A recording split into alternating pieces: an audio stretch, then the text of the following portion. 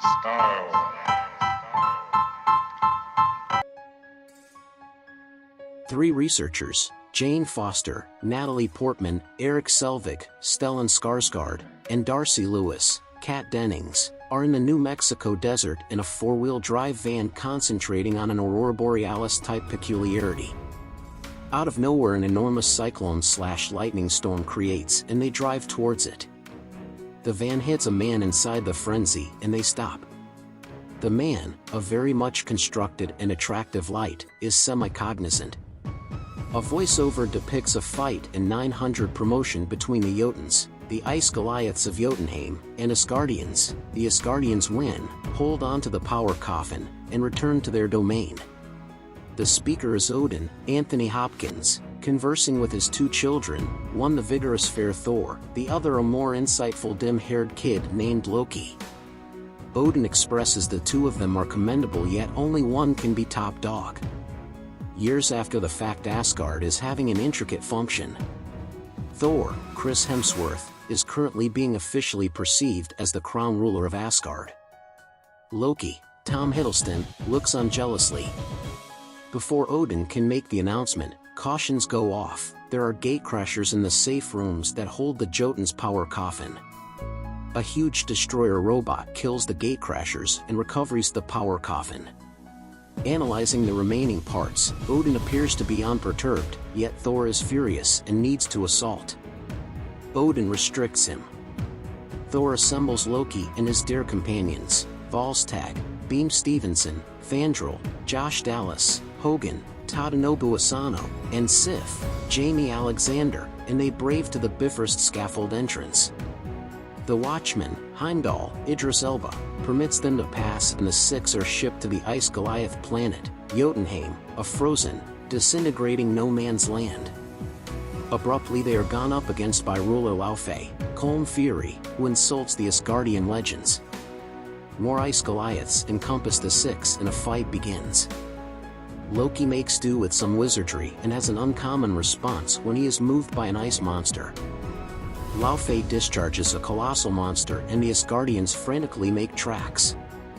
Once more Thor kills the monster, however the group are encircled and things look frantic. Odin shows up to make all the difference. He is sorry to Laufey for the interruption and endeavors to restore harmony. However, Laufey states that they are past strategy, that the Ice Goliaths are currently at battle with Asgard. He endeavors to cut Odin, who shoots Laufey back and brings the youthful gathering back home. Back at the Asgard side of the entryway, Odin lets the 4 companions go and faces Thor and Loki.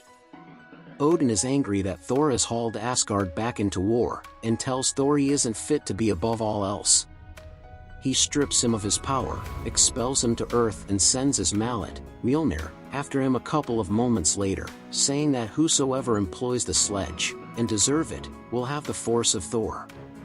Earth, Thor gets somewhat forceful and Darcy tasses him, taking him out. The 3 researchers load him into their van and take him to the medical clinic. By and by he begins battling as he awakens, and he's in the long run sedated.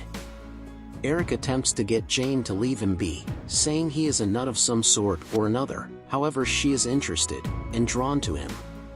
They return to the emergency clinic, however Thor has gotten away. As they drive off in the van, they hit the Asgardian man once more and take him out, yet this time they take him with them. Jane gives him regular citizen garments that had a place with her ex subsequent to hearing local people examining a satellite accident 50 miles due west. Thor chooses to go there and indeed Eric attempts to get Jane to let him be. Thor strolls about the town and attempts to get a pony in a pet store. Jane shows up and gives him a ride. The 2 travel west in the van. At the satellite accident site, really the spot where Thor's sledge came to Earth, a group has assembled. Individuals are celebrating and attempting to lift the mallet from the cavity. Stan Lee appearances as one of local people attempting to haul the work out with his pickup truck. Government specialists from Safeguard assume control over the site and seize Jane's exploration notes and PCs. Into the evening, Jane and Thor show up on the scene. Presently the pit is encircled by gatekeepers and rising. Thor assaults and Jane clusters in security. In the wake of pummeling a few specialists, Thor at last arrives at the sledge, however can't lift it. He yells at his feebleness and ruts to the ground, setting up no battle as safeguard specialists close in and take him. Asgard, Thor's 4 companions start to think Loki had something to do with Thor's expulsion. Loki acknowledges he is certainly not an unadulterated Asgardian, and Odin concedes Loki was taken from Jotunheim as a baby and raised as his own. Loki is befuddled and furious as Odin falls into a state of extreme lethargy, Odin sleep. Loki becomes acting ruler. Earth specialist Clark Gregg questions Thor, and when he lets him be momentarily, Loki shows up in the room. Loki lets Thor know that Odin is dead and he can't return to Asgard. Thor is distressed. Eric shows up to tell the safeguard specialists Thor is Jane's ex and is affected by steroids. Some way or another he has faked a driver's permit. Coulson allows Eric to take Thor, who secretly gets Jane's scratch pad on the exit plan. Back in the neighborhood, Eric takes Thor out for a beverage, the 2 chug Boilermakers and bond. Thor carries the alcoholic Eric to Jane's trailer. Thor and Jane go to a roof to look at the stars, and Thor makes sense of the 9 domains and the Bifrost extension to Jane. Jane calculates the scaffold is the hypothetical Einstein-Rosen extension wormhole. Asgard, Loki freezes Heimdall, then meets Laufey. It was Loki who let the ice monsters into Asgard to attempt to recover the power coffin prior. He makes an arrangement with Laufey that he will give them access to Asgard in the future to kill Odin and have their coffin, and consequently they will return home in harmony. Loki orders the destroyer to go to Earth and kill Thor. Earth, the destroyer shows up in the New Mexico desert and starts shooting everything with an intensity beam. Thor and the 3 researchers endeavor to move everybody away securely. Thor faces the destroyer and requests that Loki abandon the people as a trade-off for himself. Loki can see and hear what is happening from Asgard. The destroyer gives Thor a horrible strike slap and sends him tumbling, evidently dead.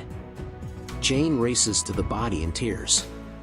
In any case, Thor's caring demonstration of safeguarding his companions demonstrates him qualified to buy and employ Mjolnir, which liberates itself from the pit and gets back to Thor's hand.